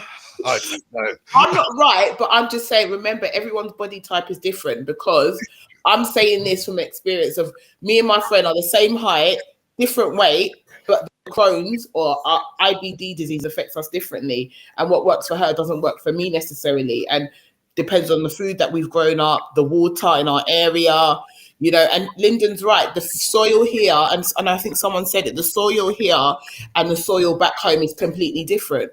So, you know, when you eat food back home, it feels and it tastes differently to the food that is here. This is so true. And Yeah. I've got to make an observation. We talked about sweet potato earlier on. Mm. And there's no doubt that sweet potato grown in the soil, particularly in Jamaica, is amongst the most healthiest food a human being can consume. Because the soil is rich with trace minerals and so on, you know, and therefore that's absorbed by the sweet potato. It's unlike the South American sweet potato, which is a kind of reddish flesh. The Jamaican sweet potato is white. It's white, and it's a different flavor, but it's packed with nutrients, and that's the distinction, I suspect, between the recommendation not to eat the Egyptian or typical potatoes we eat here in the UK. I don't like sweet potato. I don't like sweet potato. I think my son does. I think I don't like it. I love a good old roasty tatties, fish. That is me. Like, I can live off fish, noodles, and rice for most of my life. But, you know. Okay. But no one copy me. I'm a bad girl. I'm very naughty. So don't copy me. Don't copy me. But what I am sure, each of these shows, Empress Abner, I know is affecting both yourself and the listeners. No, 100%. I think it has to be a slow process. It will never be a dramatic one. It will have to be a slow process. And you have to remember, each individual's mindset is very different from our own. And, you know, if you ever need advice, anybody, if you ever want confidence building, or if you ever want someone to just be in your corner and say, yeah, you can do it, I don't mind being your cheerleader as well. But, you know, it is a slow process. And I think we need to respect people to do it in their own time. Obviously, we don't want anything dramatic to happen to them, but we need to be patient with every individual and let them do it in their own time. Quite true. Yep, quite true. And it's and I know this show will be repeated again and again throughout the UK, Europe, Africa, and the Caribbean and the Americas. I know so. But it's always interesting to hear courageous members of the community who admit that they have the condition, so they can share an understanding of how to manage the condition. And what Lyndon has been able to demonstrate is a certain strength of character, you know, and you can but love him. You heard his passion. Now he was emotionally affected once he realized he had the condition. And what he said at the end, that big grown men won't say it in public, but will come over and whisper into his ears, yes, we have this thing at Aguan. Yeah. But the thing is, you have to, that's what I'm saying to you, people are not just going to jump and go and say what they want to say. They need to do it in their time, and we have to respect their privacy and the emotional toll it's taken on them. And that's why probably the men have to do that. And I prefer someone to do it that way than they say it in front of people and be humiliated or embarrassed about what their situation. So I completely understand big men doing it in that way, because for our community, some black men don't feel comfortable to talk about things openly. Lyndon's done it. A few of our guests have come on openly and said, this is their struggles. This is what they feel uncomfortable with. Some people don't feel comfortable, and I'm not going to pressure somebody. Like, I wouldn't want to be pressured into saying something that doesn't make me feel comfortable. I understand you. And you're quite right. Because I'm Ghanaian, that's why. No, just joking. Our time is up. Our time is up. Our time is up. But remember, people, this is the Motivator Show alongside Lady Indeed, Empress Abner. Can I just say one thing today? I'm very excited today because Morocco are playing Portugal. It's the first time in the quarterfinals in many years that an African and a Muslim team have been in the quarterfinals. So please show us your support, because I'm rooting for them today as well. Woo! Got to close now. But just to say, this is the Motivator Show alongside Empress Abner. This is where we translate our words into action. And remember, success is ours for the taking. Have a good weekend, everyone. Stay strong, everyone. Stay strong. Stay strong. Stay strong. Stay strong.